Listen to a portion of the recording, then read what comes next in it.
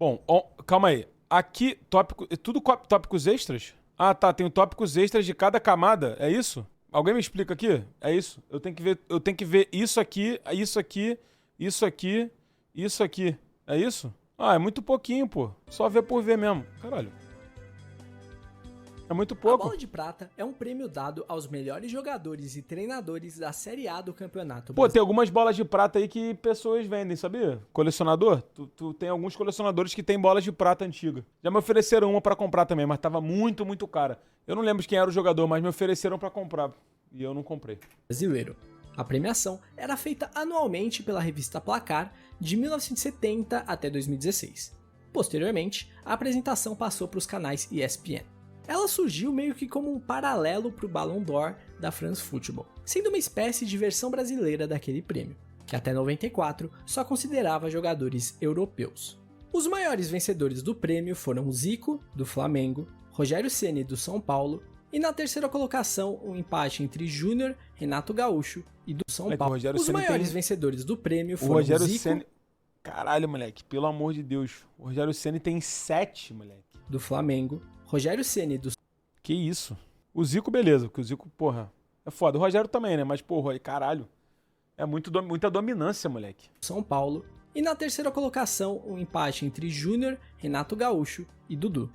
Lembrando que Neymar e Pelé foram considerados hors concours, ou seja, eram tão acima dos demais que não foram considerados para a disputa. Tá doideira. Beleza. Eu não vi a parte 5, né? Agora que a galera falou, eu não vi, né? Eu vou ver essa parte aqui, ó. Em 2003... Esse aqui, né? Extra, né? O Flamengo passava por uma grave crise. E em meio à turbulência, optou por... Pô, tipo assim, se é o concurso deve ser pica mesmo, mas ao mesmo tempo... Porra, foda-se, tá ligado? Tem que ganhar, mano. Tipo assim... Pô, sei lá. O cara é foda, tem que ganhar, pô. A não ser que você entregue o prêmio pro cara e fala assim, irmão, olha só, você é muito pica, então toma o prêmio aqui, mas outro cara vai concorrer também. Tá ligado? Beleza. Vai ter dois prêmios. Porque senão o cara fica sem prêmio nenhum, pô. Para um substituto de nome, a solução foi efetivar o irmão de Osvaldo, que era auxiliar da equipe, Valdemar. Porém, isso não agradou muito os torcedores que frequentavam a Gávea no momento do anúncio. O novo técnico do Flamengo é o senhor Valdemar. O irmão do... Por que o Valdemar, hein? Por que o Valdemar, hein? A gente tem que pensar no melhor do Flamengo. Achamos que a torcida é muito importante ao Flamengo, tá certo? São 10 jogos hoje. E o Valdemar é uma pessoa de confiança nossa no momento. Não, nós não conversamos. Eu conversei com vários técnicos, eu não vou assumir, citar nomes com ninguém. Entendeu? E eu conversei com várias pessoas pra não... Caralho, moleque, os caras não param, né, velho? Entendeu? Apesar da rejeição da torcida, Valdemar deu um respiro pro Flamengo e conseguiu terminar o Campeonato Brasileiro na 8ª colocação, a melhor desde 1997. E 3 anos depois da demissão, ele ainda faria mais uma passagem pelo Mengão. Fala dele! Fala do homem! O Atlético Paranaense recebeu o Cruzeiro pela 31ª transmissão da Cazé TV.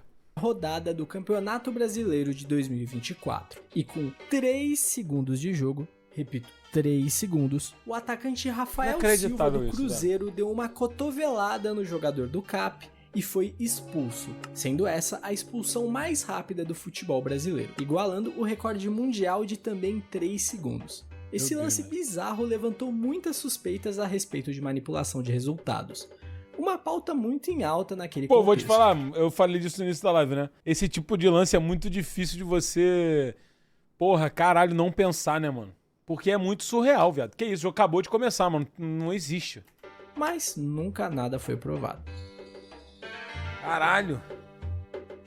Na Série B de 2015, o Ceará conseguiu um empate heróico com o Santa Cruz no último segundo, com gol de Marinho, que na comemoração tirou a camisa, levando o cartão amarelo. Porém, esse amarelo o suspendia da próxima rodada, e ele não sabia disso. só foi avisado pelo repórter ao final da partida. E sua reação gerou um dos maiores memes da época. O Silas ali tava feliz com o gol, mas também não gostou, você tirou a camisa, tá fora do próximo jogo, mano. Tô? Ah. Que merda, hein? Sabia não? Eu só tomei um cartão contra o Atlético, só, não tô lembrado do outro. Pô, isso é absurdo. 2 por ter tirado a camisa. É? Também teve um gol que você comemorou, também tirou a camisa. Que merda, hein? Pô, não sabia. Ah.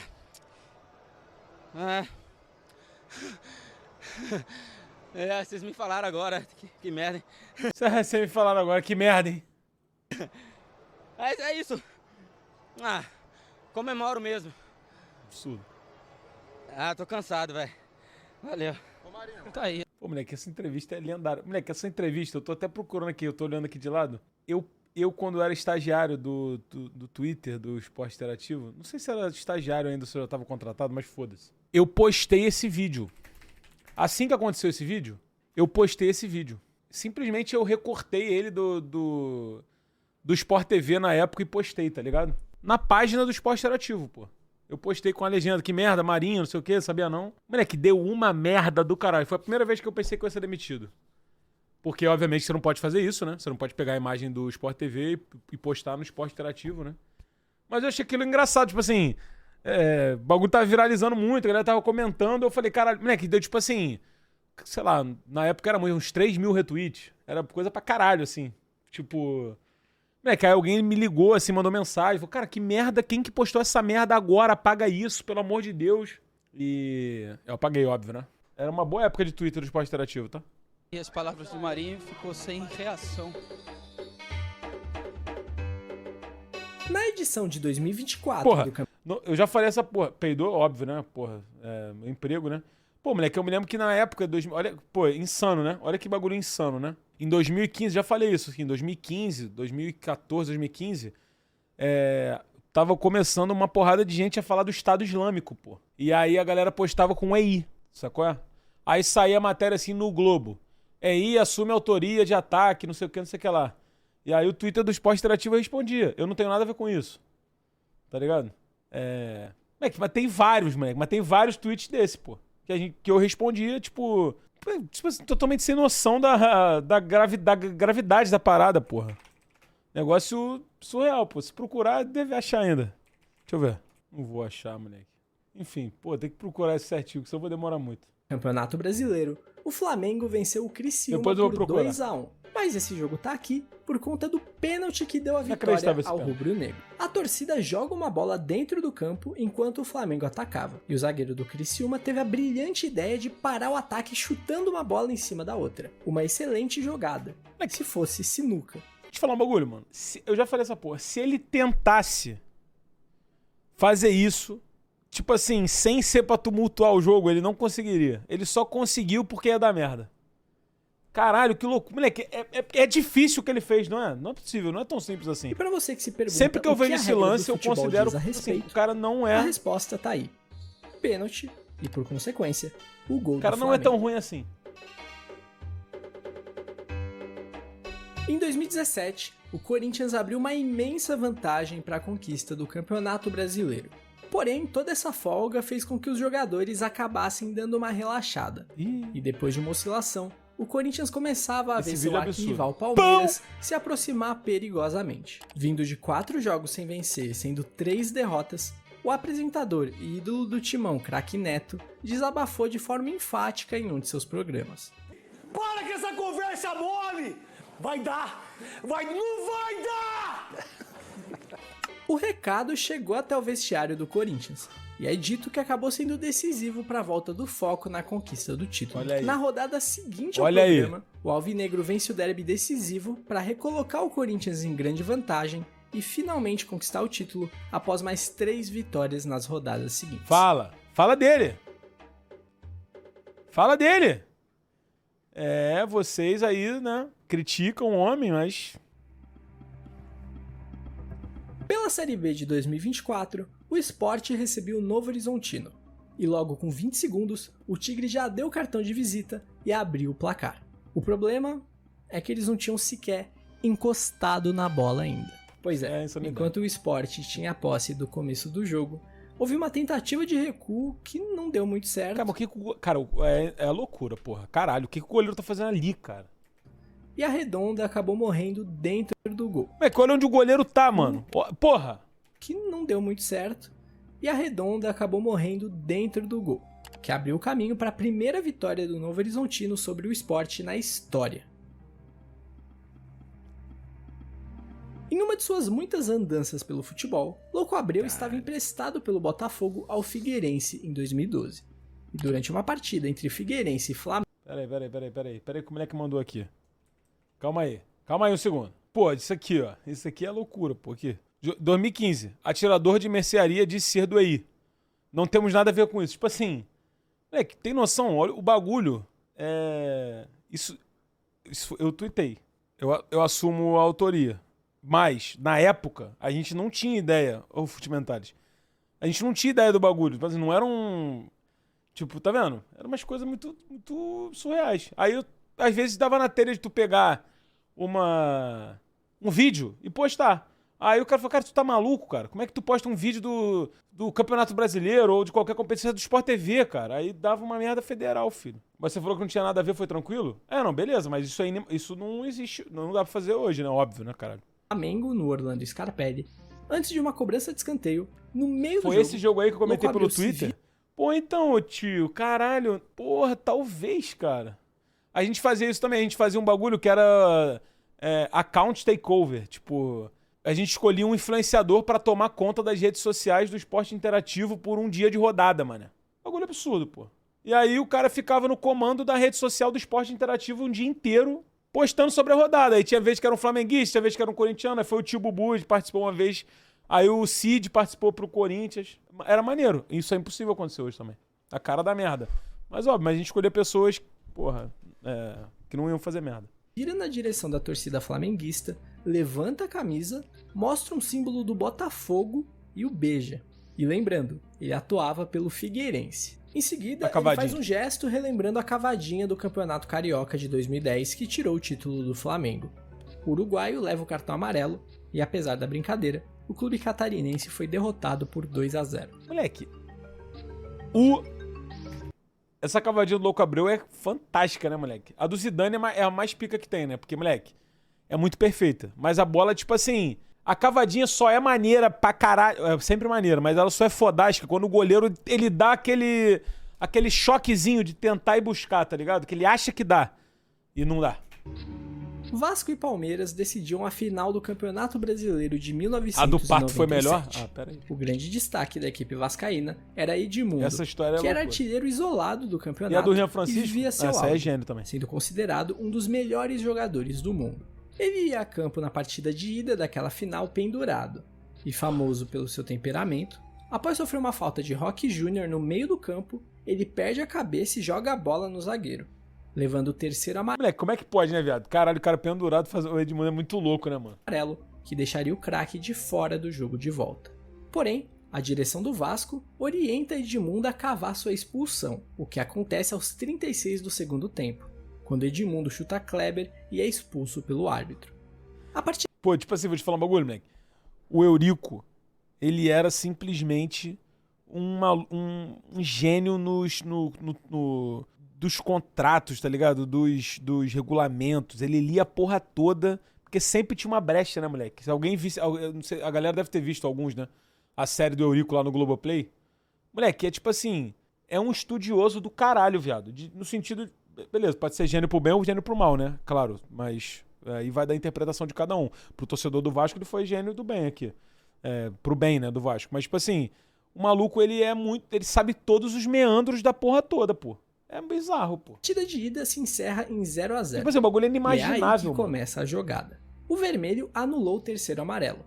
Assim, isso permitiu com que o atleta fosse julgado no Tribunal Especial da CBF, que estava em recesso de final de ano.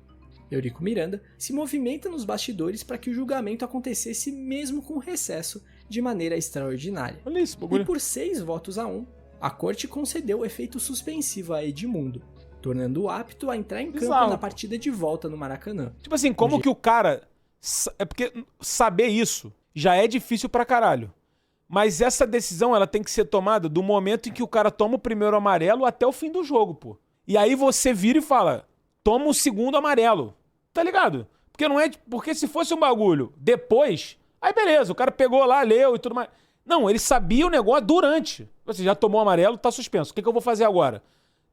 Caralho, é muita... Porra, que isso, viado. Ele sabe a regra do campeonato, ele sabe que vai pra uma justiça comum, que ele leva o bagulho pra justiça comum, ele sabe que o negócio tá de recesso. Caralho, é loucura. E foi 0x0 o jogo, né? Se sagrar campeã brasileira por ter melhor campanha na primeira fase. O Edmundo voltou pra jogar e foi 0x0. Como a Vaz Press tá sempre atenta, né? Eu acabo de receber aqui uma matéria da Folha Online de 97 para defender o Vasco da Gama, que diz: Palmeiras já usou efeito suspensivo no Brasileiro de 94. Há 3 anos e 3 dias, o zagueiro Antônio Carlos do Palmeiras foi beneficiado da mesma decisão da Justiça Desportiva que o Vasco busca agora. Obrigado a Vaz Press, que atuou pro Vasco da Gama a precedente. Beleza, amigo? Então abaixa o bico aí. Em 2024, o Sampaio Corrêa acabou rebaixado para a Série D. Porém, sua última esperança para reverter a situação foi entrar no STJD, endossando uma denúncia já feita por CSA e Aparecidense, de que Yuri Ferraz, do Caxias, foi escalado irregularmente. A regra da Série C diz que o jogador pode atuar em, no máximo, 3 partidas por um clube antes de se transferir para outro da mesma divisão. Porém, Yuri Ferraz atuou por 4 partidas pelo ABC para depois se transferir ao Caxias. Entretanto, esse caso não foi para frente porque por algum motivo não foi registrado na súmula de uma dessas partidas a entrada do jogador. Que isso? Por isso, ele tecnicamente só tinha entrado em 3. Por conta desse erro do árbitro, em 2025, o Sampaio Corrêa vai disputar a 4ª divisão. Ai. Uma das principais características das transmissões da Globo eram os hinos na hora do gol. Todo time tinha uma versão instrumental de seu hino tocada ao marcar. Porém, houveram episódios em campeonatos brasileiros em que a Globo tocou o hino errado. Inclusive surgiu esse papo aí, alô, quem tá assistindo aí da Casé TV aí, ó, que tá, eu sei que tem vários. Esse papo morreu, hein, galera? Vamos retomar esse papo aí, a gente não vai ter uma trilha? E os hinos? Como é que vai ser? A gente tinha pensado nos hinos, o que deu? Deu merda da Globo isso ainda? Porra, eu não sei mais. Nem todas possuem registros na internet, infelizmente. Mas há relatos de um punhado de vezes em que a emissora cometeu essa gafe, gerando situações bastante inusitadas. O torcedor do Cruzeiro ainda faz festa, o do Palmeiras vive a esperança do empate. Partiu o Diego, bateu, passou da barreira! Caralho, que porrada, mano.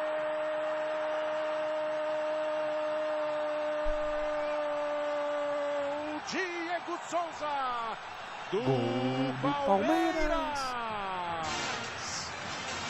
Caralho, que merda. Foi 1 minuto só de alegria pro torcedor do Não pode tomar esse gol Cruzeiro. nunca. O Diego pegou na bola com o lado de fora. Caralho, o goleiro Fábio tomou essa? Não pode. A curva que ela fez. Moleque, caralho, o hino cortado na hora é sacanagem. Em 2014, Botafogo e Fluminense se enfrentavam pelo Campeonato Brasileiro. Em determinado momento do jogo, houve um pênalti pro Fluminense. Pô, tomara que tenha aqui no... Não vai ter no iceberg. O Storable Football. Eu já falei essa porra. Botafogo contra América Mineiro. Em 2000 e foda-se lá. Apareceu um vídeo pornô no GE. Beleza? Botafogo 1, América Mineiro 2. No GE. Pode procurar aí que eu não posso colocar na tela. Coloca assim, ó. Botafogo X América Mineiro GE. Vídeo pornô. Aparece um vídeo... Pô, tem uma matéria. Globo coloca 1 minuto de pornô no meio do futebol por engano. Pode procurar aí, ó. Globoesporte.com passa vídeo pornô em transmissão. Nos melhores momentos desse jogo do Botafogo, tinha um vídeo pornô. 1 minuto de vídeo. No próximo iceberg tem que ter essa porra, moleque. Cara, essa porra me marcou de uma forma absurda, pô. Era a época de cartola, assim, o caralho. E aí, porra, moleque, eu entrei no GE pra ver quem tinha feito o gol do Botafogo, caralho. Tinha um peru. Um bagulho bizarro, pô. Bizarro, pô. Porém, Enfim. quando o Fred ajeitava a bola, o Globo Esporte postou que o atacante tinha perdido o pênalti. Caralho. E o pior é que ele realmente perdeu. Meu Deus. Mas perdeu muito. Aqui, ó, nós estamos ao vivo. O Fred vai bater o pênalti ainda. Tá ali, ó. Será que ele já perdeu? Ó, o Fred perde o pênalti. Ele vai bater. Ele vai bater ainda. Não tem jeito. Isso é uma loucura, pô.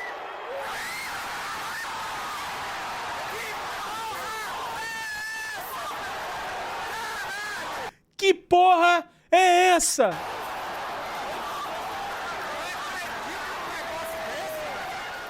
O que aconteceu foi que o estagiário escreveu errado na matéria. Era para ser Fred pede pênalti. Isso em um outro lance bem antes. Nada a ver com previsão de futuro ou manipulação de resultados.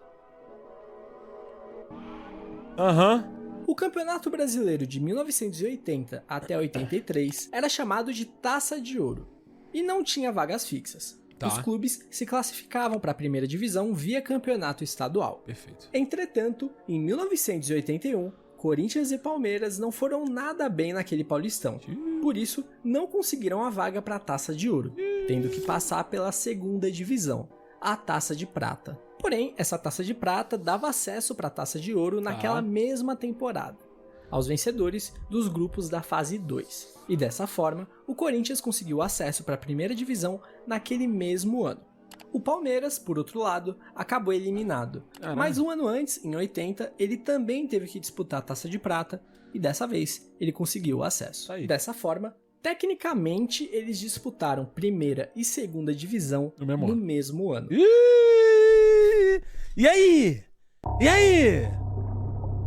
Chegamos no abismo, e essa parte eu não vi. Voltando a falar da Copa João Avelange, foi descoberto... Sempre ele, hein? Sempre o gigante. Tira o Vasco da boca, rapaz. É toda hora. Anos depois que o Clube dos 13 encobriu uma irregularidade na equipe do Vasco. O lateral, Jorginho Paulista, não autor de gol na final. Estava regularizado e atuou em pelo menos 4 partidas daquela fase inicial. Caralho. Caso o Vasco tivesse sido punido, ele perderia 20 pontos e terminaria em 23º, Meu Deus do céu, à frente apenas de Corinthians e Santa Cruz. Corinthians foi bem, hein? Caralho, o Vasco perdeu 20 pontos e o Corinthians ainda tá atrás, mas que porra é essa? E por consequência, ficaria fora da disputa do título. O atleta não poderia jogar, pois foi expulso da Udinese da Itália por utilizar um passaporte europeu falso. E como a equipe italiana nunca encaminhou a liberação ao Vasco, ele atuou por todo o torneio sem a documentação regularizada. Tá liberado. Inclusive, saiu dos pés dele um dos gols do título na final. O presidente do Clube dos 13, no ano seguinte, chegou a admitir... Vai proibir o atleta de praticar o seu trabalho? Que a entidade estava ciente do problema, mas optou por não tomar nenhuma atitude para não tumultuar mais ainda aquele campeonato. Além do Clube dos 13, é dito que Gama, Goiás e Coritiba sabiam da situação, mas não levaram o caso adiante por medo de serem prejudicados por Eurico Miranda. Caralho, não tem jeito. Que isso? Que isso, viado? Que isso? O homem, caralho! Essa foi uma frase que ficou muito popular nos anos de ditadura militar. A Arena era o partido do regime, e a frase brinca com a ideia de que onde a Arena estava enfrentando dificuldades ou impopularidade, o governo colocava o time de futebol da cidade no campeonato nacional para distrair a população e desviar a atenção dos problemas políticos e sociais. Essa estratégia de lidar com a insatisfação fez com que tivéssemos edições do Campeonato Brasileiro extremamente infladas, com muitos times. Os 26 participantes de 1972 viraram 40 em 73, em 76 já eram 54, depois 62, 74 e finalmente os 94 times participantes no ano de 1979. Como exemplos palpáveis disso, podemos mencionar o Itabuna, que em 78 entrou na competição após um mutirão realizado pelos produtores de cacau da região, e o Volta Redonda, que em 1976 foi fundado já disputando o Campeonato Brasileiro da Primeira Divisão por representar a cidade da Companhia Siderúrgica Nacional. Isso fora diversas construções de estádios para agradar oligarquias locais.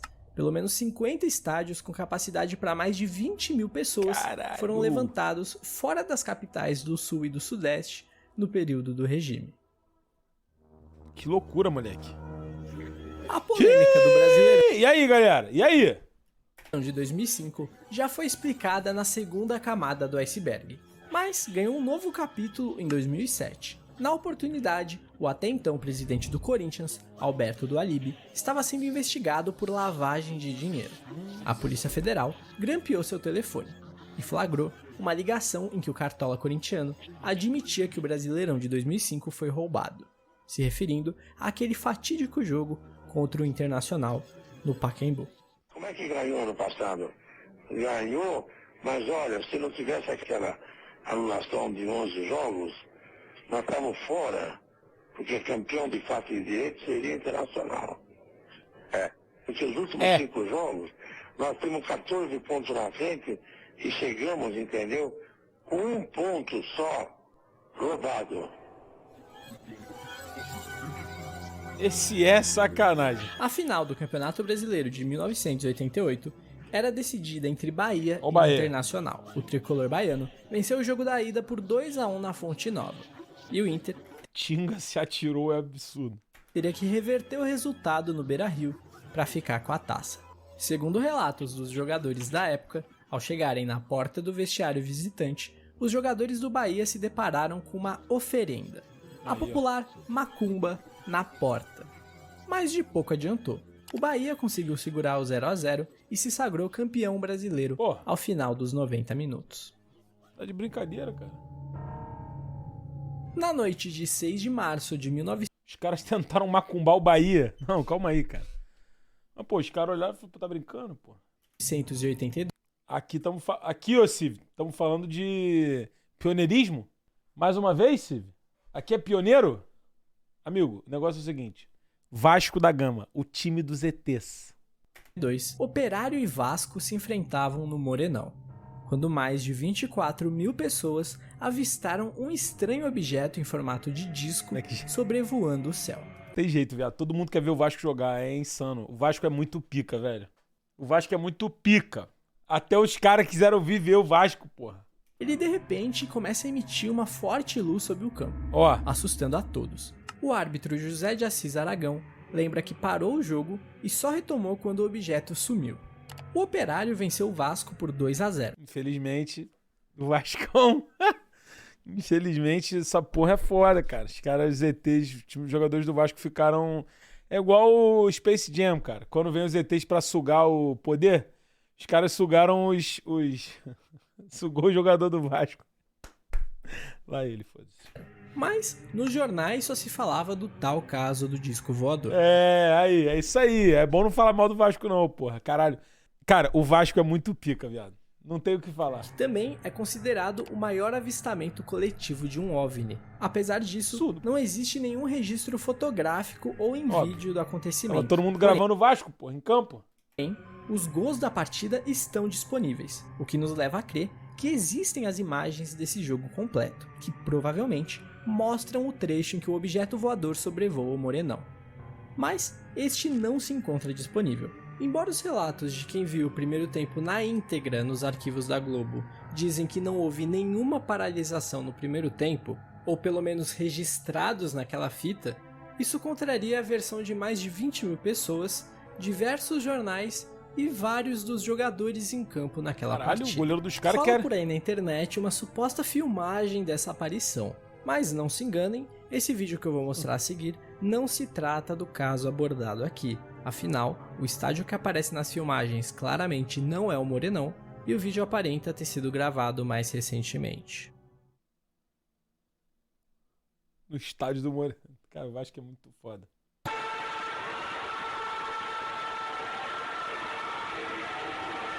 Isso é outro avistamento.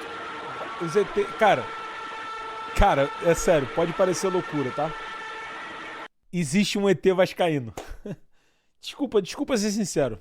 Existe um ET que é Vasco e ele não pode vir toda hora ver o Vasco. Ele vem às vezes ver o Vasco, pô. Gente, não tá claro isso, cara. Tipo assim, essa aqui não é... É outro jogo do Vasco. Beleza, outro jogo do Vasco com outro ET.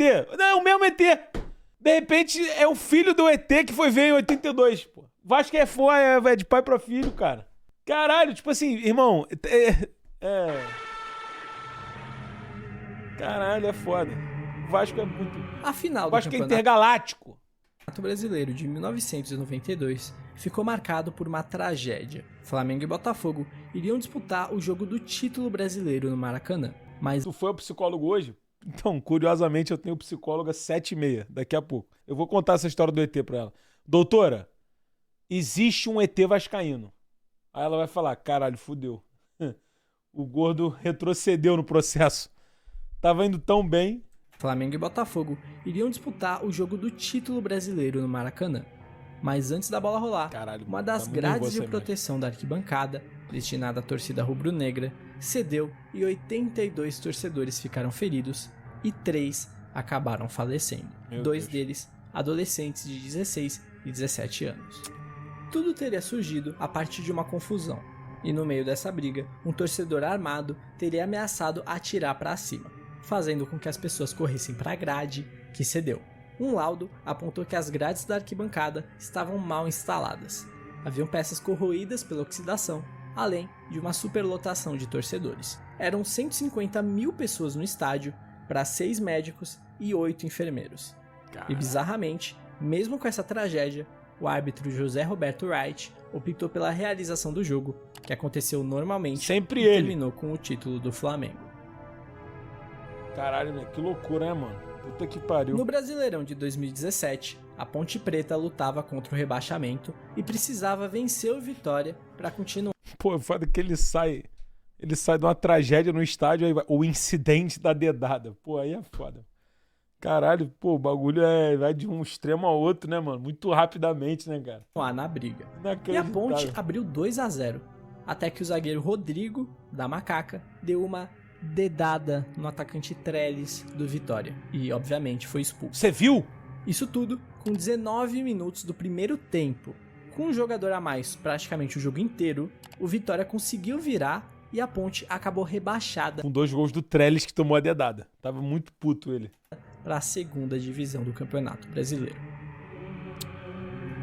Cara, porque, pô, posso te falar um bagulho, viado? O Rodrigo Dedada, ele já obteve muito sucesso dedando os outros. E aí meio que o cara era viciado em dedar o cu dos adversários, pô. Aí chega uma hora, bicho, que, porra, deu errado. Mas, tipo assim, ele já dedou 20 jogadores, deu certo 19 vezes e uma deu errado. Só que, tipo assim, essa que deu errado, deu muito errado, né? Porque acabou que foi na última rodada, a Ponte foi rebaixada. Mas, caralho, é foda. Pô, moleque, ele zaralhava o Fred e o Guerreiro, pô. Em 1993, o América disputava a primeira divisão do Campeonato Brasileiro. É inacreditável isso. E o regulamento daquele ano... Cara, tem uma imagem do Rodrigo, cara, que ele aperta os dois mamilos do atleta Guerreiro do Flamengo. Como se fosse porra nenhuma, pô. No meio do jogo, pô. O Guerreiro fica muito puto, pô. Claro, né? Com razão, né? Mas, caralho, o cara era maluco, pô. O cara era viciado em apertar, pô. Dividia a primeira fase em 4 grupos. Os primeiros 2 formados pelos membros do Clube dos 13, onde 3 se classificavam e ninguém caía. Nos outros 2 grupos ficavam o resto, com 2 se classificando e 4 caindo. O problema é que o América acabou caindo, pois ficou na 5ª colocação do grupo D com 14 pontos. Mas na classificação geral, esses 14 pontos o colocavam à frente de gigantes como Inter... Moleque, o Vascão tá sempre na rabeira. Vasco, Fluminense, Botafogo e Galo, além de vários outros... Olha o Atlético Mineiro. O campeonato que o Galo realizou aqui, hein, meu compadre? Que é isso? Times que também não foram rebaixados. Eu achei que o Vasco tava na rabeira, mas não, mano. O Vasco tá bem pra caralho. Por isso, o América decidiu entrar na Justiça Comum, alegando que tinha mérito esportivo para permanecer na primeira divisão. Mas se você tá prestando atenção nesse vídeo, você sabe que foi uma péssima ideia. A CBF, como retaliação, baniu o América Mineiro do Campeonato Brasileiro por 2 temporadas. Que isso? Por isso, em 1994 e 1995, o América ficou sem calendário de competição nacional. E só voltou para a Série B em 1996. Caralho, moleque, tomou o ban. Em 2008, o Santos lutava para não cair, e a vitória que deu um respiro, salvou o time da queda, veio diante do Internacional na Vila Belmiro, com um gol bizarro de Michael Jackson Quinones. O equatoriano deu um chute completamente torto, a bola sairia pela linha lateral, mas desviou no zagueiro e matou o goleiro colorado. Olha isso. Michael Jackson Quinones marcou apenas 2 gols com a camisa do Santos. Moleque, ele jogou no Mushuc Runa, pô. E esse foi um deles. E talvez um dos mais importantes na história recente do clube. Afinal, se essa bola não tivesse entrado, o Santos teria caído para a Série B e dificilmente teria conseguido ser campeão da Copa do Brasil e da Libertadores nos anos seguintes. Já Michael Jackson faleceria em junho de 2009, menos de um ano depois. Não esse Michael Jackson, esse continua jogando até hoje. O que morreu foi o Michael Jackson cantor. Ah, vai tomar no cu, moleque. Au! Pô, que isso, cara? Pô, imitei o Frank Aguiar sem querer aqui. Mirei no Michael Jackson, acertei no Frank Aguiar. Pô, pelo amor... Aí de novo... Pô, caralho. De novo vai pra uma tragédia. Estava na Série C pela segunda temporada seguida. O ponto mais baixo na história do clube no Campeonato Brasileiro. Mas o tricolor tava Pô, te falar, não vou mandar no teu conteúdo não, né, irmão? Mas, pô, faz um bloco de coisas tristes e depois um bloco de coisas felizes. Porque, pô, tu tá rindo, aí daqui a pouco, porra, desabamento. Aí depois, de novo, dedada. Aí acidente de novo. Aí fudeu, pô. Prestes a se livrar dessa agonia. Pois um triunfo contra o Vila Nova garantiria o acesso para a segunda divisão. Mais de 60 mil pessoas lotavam a antiga Fonte Nova, em um dos maiores públicos da história da Série C. A partida acabou 0-0. Resultado esse, suficiente para decretar o acesso do Bahia para a segunda divisão. A torcida do Bahia comemorava feliz, e tudo era festa até que uma parte da estrutura de concreto da arquibancada superior cedeu e abriu um buraco. Dezenas de pessoas despencaram de metros e metros de altura e se feriram. 7 morreram. Meu Deus, essa foi a maior tragédia acontecida dentro de um estádio no Brasil. Nossa, e infelizmente era a bola cantada. Porque em um relatório elaborado pela Sinaeco naquele mesmo ano de 2007, entre os 29 estádios avaliados no país, a Fonte Nova era o pior. E essa tragédia só não foi maior porque, por sorte, o jogo terminou 0-0. Isso porque o Bahia desperdiçou um pênalti durante a partida. Caso essa bola tivesse entrado, a comemoração pelo gol poderia ter gerado mais pressão sobre as arquibancadas, causando um desabamento até maior. Que doideira, hein, mano? No dia 27 de outubro de 2004, São Paulo e São Caetano jogavam pela 38ª rodada do Brasileirão. Aos 14 minutos do segundo tempo, o zagueiro Serginho do São Caetano cai desacordado em sua área, completamente sozinho. O atacante são paulino chega a tropeçar nele, e é nesse momento em que os atletas percebem que tinha algo errado e pediram pelo atendimento. O clima de tensão já havia tomado completamente aquela noite fria no Morumbi. A angústia era cada vez maior. Que nervoso, velho. Alguns jogadores começavam a chorar, mostrando que a coisa era séria. A ambulância do estádio estava trancada, minutos essenciais que foram perdidos e poderiam ter salvo a vida de Serginho. O jogador sofreu uma parada cardiorrespiratória e faleceu no hospital minutos depois, ainda com a camisa do azulão. Foi um baque gigantesco pro futebol brasileiro. Foi muito marcante mesmo. Foi um bagulho, cara, todo arrepiado, velho. Quem viveu essa época aí é um bagulho, assim, inesquecível, assim, no sentido ruim pra caralho, né? Mas é muito traumático, viado. Toda essa cena aí dele sendo levado, assim, do bagulho da ambulância demorando, moleque, é desesperador, mano. Brasileiro. Nunca algo dessa proporção tinha acontecido nesse sentido. Em rede nacional, em um jogo de Série A, começou-se então a apurar os motivos da tragédia. Descobriu-se que os exames de rotina do São Caetano, realizados em fevereiro daquele ano, já apontavam que o jogador tinha alguns problemas no coração. Porém, nada foi feito, e o clube optou por delegar ao atleta a decisão de parar ou continuar jogando. Evidentemente, Serginho queria seguir sua carreira, afinal ele tinha uma família para sustentar. Seus colegas de equipe relatam que ele comentava que as chances de algo acontecer eram mínimas. O médico e o presidente do clube foram indiciados por homicídio doloso, mas foram inocentados. O São Caetano foi punido com a perda de 24 pontos pela morte do atleta, o que levou o time da 5ª colocação para a 18ª. E para muitos, ali foi o início da derrocada do clube do ABC, que vinha de uma fase excelente, sendo a sensação dos anos 2000. Vice-campeão da Libertadores, vice-brasileiro 2 vezes e campeão paulista, com Serginho sendo um símbolo dessa ascensão do São Caetano. Depois de sua morte, o clube nunca mais disputou uma Libertadores, acabou rebaixado já em 2006 e não só nunca mais disputou a Série A, como hoje está apenas na 4ª divisão paulista. Os 30 minutos restantes do jogo, que foram interrompidos ainda 0-0, foram realizados alguns dias depois, com o São Paulo saindo vencedor por 4-2. O único trecho da primeira parte do jogo disponível na internet é o momento da morte de Serginho. O restante não se encontra disponível, sendo, portanto, uma lost media. Isso tá tudo em arquivo, né? Tem arquivo disso, não tá perdido não. No Brasileirão de 2003, o Flamengo recebeu o Paraná no Maracanã. O porém é que o time paranaense teve 11 jogadores que amanheceram com... Cai pro jogo da diarreia, tá ligado? Diarreia. Se cogitou a possibilidade de adiar a partida. Afinal, a delegação do Paraná que viajou para o Rio só contava com 18 jogadores, mas por falta de calendário, se optou por não adiar a partida. E mesmo doentes, o tricolor venceu fora de casa por 3-0. Fica a curiosidade que no outro turno, sem diarreia, o Paraná venceu o Flamengo por 6-2. Caralho. Porra.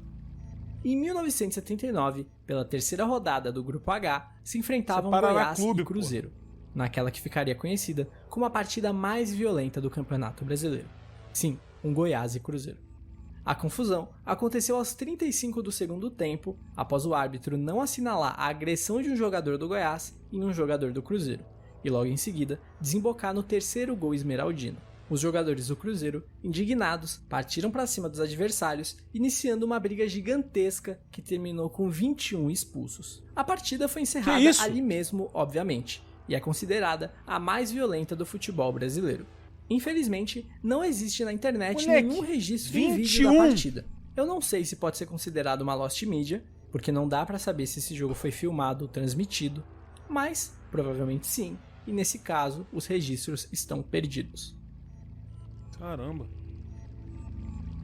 Goiás e Cruzeiro foi a partida mais violenta em questão de expulsões, mas em número de faltas, ninguém supera o derby campineiro daquele Brasileirão de 1999.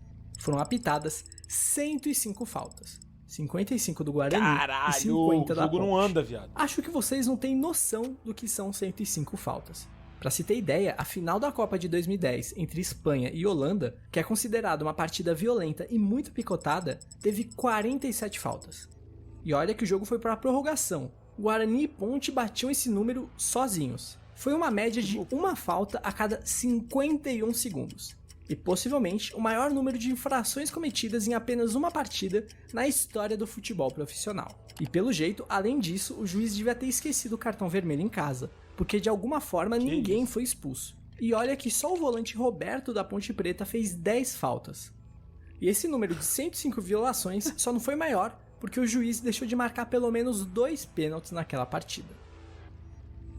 Meu Deus, moleque, caralho.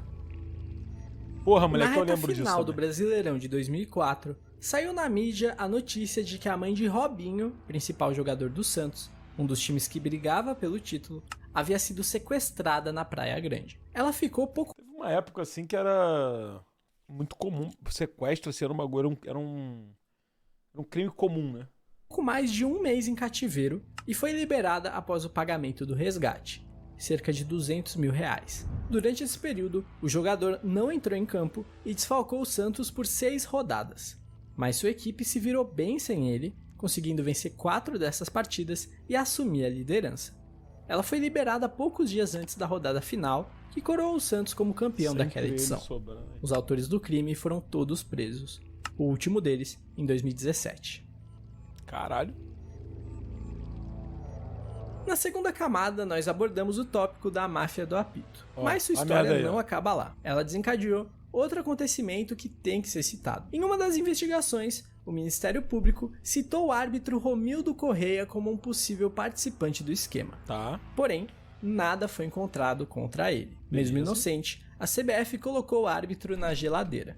Ele não foi escalado para apitar em nenhuma das 13 rodadas seguintes do campeonato. Ele finalmente voltaria a entrar em campo apenas como quarto árbitro na partida entre Santos e Botafogo. Aos 28 minutos do segundo tempo, após a expulsão do atacante Geilson do Santos, Romildo invade o campo, tira o uniforme de árbitro e exibe sua camisa branca com uma mensagem de protesto. Na frente, com os dizeres Romildo inocente mais punido e nas costas adeus CBF, adeus FPF, chega. Esse foi o anúncio de aposentadoria do juiz após 15 anos de carreira. E tem que ser dito em grande estilo. Caralho! E foi punido pela CBF. Estou enojado igual vocês, torcedores, nós estamos sem comando na arbitragem, é uma vergonha, e eu me sinto, desrespeitado. Estou desmotivado, sinceramente, abandono minha carreira a partir de hoje. Sinal de protesto para esperar, quem sabe, as comissões de arbitragem que estão assumindo agora dar um respaldo melhor para a arbitragem paulista e brasileira, porque até o que fizeram agora só foi uma vergonha.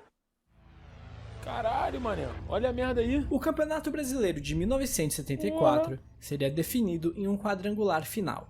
Porém, essa fase final terminou com Cruzeiro e Vasco empatados na liderança. O regulamento previa que fosse disputada uma partida de desempate. E essa partida seria realizada no Mineirão, pois o Cruzeiro era a equipe de melhor campanha no torneio até então. Porém, foi aí que o Vasco entrou com um pedido para que o jogo final fosse no Rio, respaldado pelo artigo 59 do regulamento daquele ano, que dizia que no caso de tentativa de agressão por parte do público, dirigente ou qualquer pessoa ligada ao clube, a CBD iria inverter o mando dos 3 jogos seguintes da equipe agressora. E isso realmente aconteceu. Na partida anterior, entre Cruzeiro e Vasco, o vice-presidente do Cruzeiro entrou em campo e tentou agredir o árbitro após a não marcação de um pênalti. Ele tentou agredir. Imagina se ele agredisse. Realmente aconteceu. Ele tentou. Na partida anterior, entre Cruzeiro e Vasco, o vice-presidente do Cruzeiro entrou em campo e tentou agredir o árbitro após a não marcação de um pênalti. Os cruzeirenses reclamam desse artigo nunca ter sido usado anteriormente no campeonato. Mas aí, amigo, aí é problema de quem não usou. Mas isso porque o Vasco foi o primeiro clube a exercer seu direito com relação a ele. No final das contas, o Vasco terminou campeão brasileiro, com os mineiros reclamando de um gol mal anulado de sua equipe, que em contrapartida atuava com um jogador suspenso naquela final. É porque sabe qual é a parada, viado? As coisas viralizam de uma maneira, cara, e é um chororô da torcida do Cruzeiro nessa porra. Só que eles só sabem a parte da história deles, tá ligado? Tipo assim, os caras jogar com um jogador irregular é de boa. Um erro de arbitragem é, tá ligado? Meu Deus do céu. Inclusive, deixando o clubismo de lado, né? Só existe apenas um registro desse jogo completo no YouTube, né? Que não é um vídeo, tá ligado? É só a narração. E eu subi essa narração. Então, se você quiser assistir, ouvir, ninguém vai querer, né? Mas tá lá. Eu subi, tá ligado? Porque se você for ver aqui, foda é achar, mano. Não vai achar nunca. Vou procurar com outra aqui, ó. Pô, caralho, eu não sei como que... Eu não sei por que não aparece aqui, ó. Vasco da Gama 2-1 Cruzeiro, final do Campeonato Brasileiro de 1974, narração Rádio Confidência. Porra, como é que não acha, pô? 1h50. Tá aqui, ó. Eu recebi de um... Já falei essa história, né? Eu recebi de um fã. O pai dele gravou esse jogo. E... Expressinho porque é da minha coleção de camisa, né? O pai dele gravou o jogo no rádio e o moleque me deu a fita cassete, pô. E aí eu simplesmente subi o vídeo aqui. O Maracanã completamente lotado. Roberto Santinamente é quem vai movimentar o balão. Pô, tipo assim, vou te falar um bagulho, mano. É maneiro. Quem quiser... É coisa de idiota, que nem eu, mas é maneiro. À sua direita, Zanata. Tudo pronto, Armando Marques. Porque na verdade é o seguinte, eu queria ouvir pra ouvir a escalação do Vasco e a numeração, mas os caras não falam isso, tá ligado? É uma narração mineira, né? Então tem um... Os caras tratam o Vasco que nem uma merda. O melhor trio de arbitragem do Brasil. Aqui estão os 3 melhores juízes brasileiros. Olha o Ranier, que lixo, mano, cara. Como é bom poder rever esse momento magnífico. Expressinho, obrigado. Na direção do sensacional Cruzeiro e Vasco da Gama. Atenção, vai ordenar Armando Marques. Olhou pra cá, olhou pra lá. Tudo jóia. Foi a resposta dada pelo Faville e pelo Scoffoli. A bola é movimentada. O gol é atrasado agora para Fidelis. Fidelis estende então pela extrema direita. Abrindo o jogo para Jorginho Carvalho. Tudo jóia. É maneiro de ouvir. É maneiro. É muito velho, né? Mas é maneiro. E, pô, tipo assim, o time do Cruzeiro era muito bom, né? O time do Cruzeiro era muito bom. Acho que era, assim...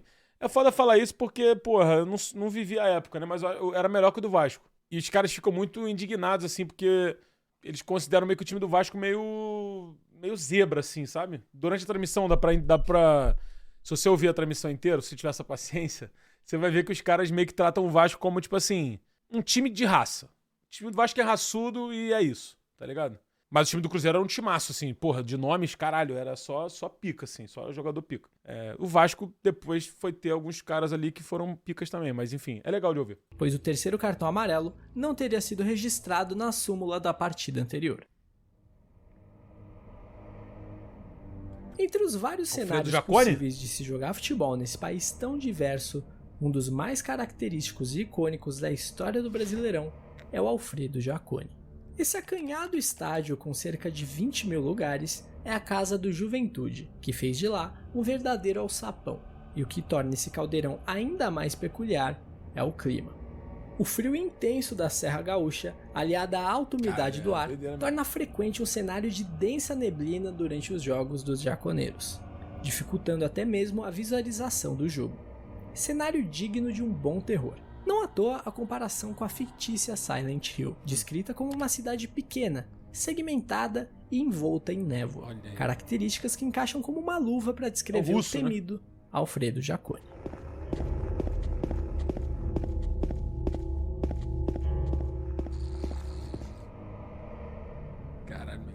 Durante o clássico entre Corinthians e Palmeiras... Caralho, deu merda com essa porra, não deu lá com o Cartoloco, mano? Eu descobri ontem isso, me falaram. Pelo Brasileirão de 2024, antes de uma cobrança de escanteio palmeirense, a torcida do Corinthians lançou uma cabeça de porco no gramado. Isso mesmo, uma cabeça de porco, de verdade. A cabeça caiu próxima à linha de fundo e teve que ser retirada por um jogador alvinegro, que disse que achou que era uma mofada e que quase quebrou o pé chutando o objeto pra fora. Pô, moleque, dá pra perceber o Roberto vai chutar o bagulho, moleque, que ele dá um tranco. Segundo a polícia, a cabeça de porco entrou no estádio sendo arremessada por cima das grades do setor sul. Na última rodada do Brasileirão de 2008, o Vasco recebeu vitória em casa, valendo sua permanência na Série A, e acabou derrotado por 2-0. Esse era o primeiro rebaixamento na história do clube. Caralho, e certamente doeu muito nos torcedores cruzmaltinos. Imagine então naqueles presentes em São Januário. Isso aqui não é muito abismo não, pô. Isso aqui é um bagulho até conhecido, né? Tipo assim, a galera geral usou isso pra caralho do Vasco. Um torcedor subiu na marquise do estádio na intenção de tirar a própria vida, em rede nacional. A polícia, bombeiros e até alguns torcedores tentavam convencê-lo a não fazer isso. Ele alegava que sua vida não fazia mais sentido com seu clube na Série B. Bom, felizmente, ele foi salvo e sobreviveu. E, infelizmente, ele teve que ver seu time cair mais 3 vezes desde então. Cara, moleque, caralho, pô, tá maluco, viado. Que isso, pô, que isso. O bagulho deve, pô, sei lá. Não se mate, galera, por favor. Beleza? Fica aí o recado. Na última rodada do Campeonato Brasileiro de 2009, após a partida contra o Palmeiras, o atacante Jobson do Botafogo foi pego no exame antidoping pelo uso de cocaína. E esse era o segundo flagrante. Rodadas antes, contra o Coritiba, ele já tinha sido pego com essa mesma substância no organismo. O que agrava a situação é que nesse período entre os exames, onde as suspeitas já recaíam sobre o jogador, ele acabou tendo participação decisiva em jogos importantíssimos no campeonato. Pô, man, nessa época aí o Jobson, moleque, tava voando, filho. Todo jogo era gol do homem. Marcando 2 gols na vitória contra o São Paulo, que tirou o título do clube, e 1 gol na vitória contra o Palmeiras na última rodada, que tirou o Verdão da Libertadores do ano seguinte. Porra. Após a fatídica derrocada do Botafogo no Brasileirão de 2023, o dono do clube, John Textor, veio a público fazendo acusações seríssimas contra o Palmeiras. Isso morreu, né, mano? Ele não voltou a falar disso, né? Afirmando que o clube teria sido fortemente beneficiado por um esquema de manipulação de resultados nas temporadas 2022 e 2023. O americano dizia ter provas contundentes e 100% confirmadas de um esquema. Mas nunca Será que tá andando no Ministério Público essa porra? Trouxe à tona nenhuma evidência. Apenas falou de uma empresa francesa que teria uma tecnologia baseada em inteligência artificial que seria capaz de apontar comportamentos estranhos e suspeitos em partidas de futebol. E citou 2 jogos do Palmeiras, que segundo a SA, haviam manipulação. Veja o Exterminador do Futuro. Cara, eu não lembro dessa aspa dele. Essa aspa é absurda, pô. Uma goleada por 4-0 contra o Fortaleza em 2022 e uma por 5-0 contra o São Paulo na ressaca da Copa do Brasil, tendo apontado, abre aspas, falta de combate, erros de posicionamento e corridas em intensidade mais baixa de jogadores do São Paulo, dizendo ainda que pelo menos 5 atletas estariam no esquema. Olha aí, isso gerou uma situação um tanto pitoresca, pois o São Paulo publicou uma nota em suas redes sociais. Isso foi absurdo mesmo. Tipo assim, perdemos porque somos piores. Se defendendo e dizendo basicamente que não houve manipulação de resultado, nós tomamos 5-0 do Palmeiras por ruindade mesmo. Já vai fazer quase um ano dessas denúncias, as supostas provas foram entregues aos órgãos competentes. Perdemos porque somos ruins. Deu em nada não vagabundo. Pra surpresa. O que, assim, vamos ser sinceros, é melhor tu ser ruim do que ser bandido, pô, né? Porra. De 0 pessoas. Porra. Só sou ruim, meu irmão. Me deixa em paz, tá ligado? Após a partida entre Santa Cruz e Paraná pela Série B de 2014, 2 vasos sanitários foram atirados das arquibancadas do Arruda. Isso mesmo. 2 vasos sanitários. É que eu lembro disso. Um deles acabou atingindo um torcedor do Sport, que infelizmente veio a falecer. A torcida do Sport é aliada da torcida do Paraná, e o objeto foi atirado durante uma briga do anel superior do estádio. Além dele, mais 3 torcedores ficaram feridos. E caralho. Essa é uma teoria da conspiração que ronda muito alguns times, principalmente na Série B do Campeonato Brasileiro.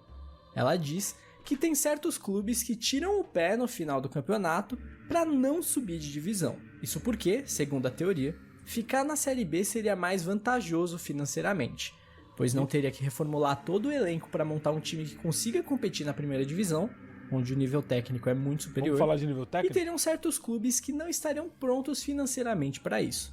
Também tem o pensamento de que é melhor ser um dos times competentes da Série B do que o lanterna da Série A passando vergonha. Algumas campanhas com grandes quedas bruscas. Tá errado? Talvez esteja errado, né? Talvez esteja errado, mas tá errado. Na reta final, corroboram com essa teoria. Em 2014, o Boa Esporte tinha o acesso na mão. Bastava vencer o já rebaixado Icasa com 10 desfalques. Mas o clube mineiro perdeu por 3-2 de maneira inexplicável, segundo boatos, a pedido do presidente. O Vila Nova, em 2023, tinha o acesso na mão. Bastava vencer o Lanterna e já rebaixado. O Vila Nova é bem bizarro, né, cara? O Vila Nova, ele tá sempre pra subir e não vai, mano. ABC, mas conseguiu a façanha de ser derrotado por 3-2 e acabou perdendo a vaga na elite do futebol brasileiro. Em 2024, o Novo Horizontino não saía do G4 desde o primeiro turno, chegou a liderar a competição. Isso é doideira, mas que o Novo Horizontino na última rodada, quando só precisava vencer o Goiás, já sem pretensões no torneio, acabou derrotado e viu o acesso escorrer de suas mãos. Outra possível resposta para esses acontecimentos seriam esses times só serem extremamente pipoqueiros. Mas aí cada um acredita no que quiser. Pô, porque tipo assim, mano, eu vou te falar, quando um time sobe pra Série A, cara, muda muito até a perspectiva da cidade, cara. Se a gente vai falando de times de cidades menores e tal, caralho, moleque, você movimenta muito a cidade, você tem, porra, é um bagulho que muda o paradigma mesmo, mano. Então, pô, não querer subir é muito, sei lá. O jogo decisivo da Série B de 1984 estava marcado para 1º de abril. O Uberlândia tinha vencido a partida de ida pelo placar magro. E o Remo, sob seus domínios, tinha a missão de furar a retranca dos mineiros para ficar com a taça. O 0-0 se mantinha no placar até os 46 do segundo tempo, quando o juiz apita o fim do jogo e sacramenta o título para o Uberlândia. Porém, o placar do estádio indicava que a partida ainda estava com 42 minutos. Isso porque esse placar foi interrompido 2 vezes durante aquele segundo tempo. A torcida do Remo, achando que o jogo tinha acabado antes do fim do tempo regulamentar, ficou enfurecida e partiu para cima do árbitro, gerando uma briga imensa. O resultado da confusão foram centenas de feridos e um torcedor remista morto. Caralho. 2 jogadores do Uberlândia chegaram a ser acusados de homicídio. Porém, não tinham nenhum envolvimento e foram inocentados. Caralho, moleque. Que doideira, hein? Em 2001, Figueirense e Caxias se enfrentavam pela Série B, na rodada decisiva, que definiria os dois que subiriam para a elite no quadrangular final. O Figueira vencia por 1-0 até que aos 45 do segundo tempo, cerca de 2.000 torcedores invadem o campo para comemorar o acesso. Porém, o juiz ainda não tinha dado o apito final. Por isso, o STJD retirou os 3 pontos da vitória do Figueira, Caralho! mas manteve seu gol de saldo. E esse saldo garantiu mesmo assim a vaga na primeira divisão para a equipe catarinense.